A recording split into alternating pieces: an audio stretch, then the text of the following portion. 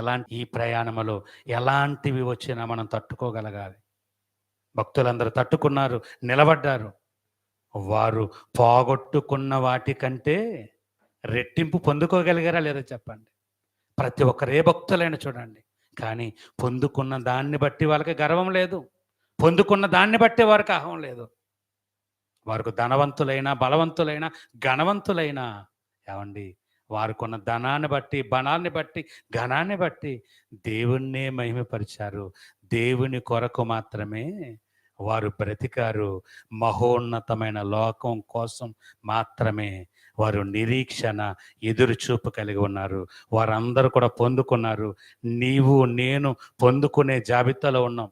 కాబట్టి ఎలాంటివి వచ్చినా దాన్నన్నీ ఖచ్చితంగా పొందుకోవాలనే శక్తి, పొందుకోవాలనే మనస్సు దేవుడు మనందరికీ అనుగ్రహించునుగాక.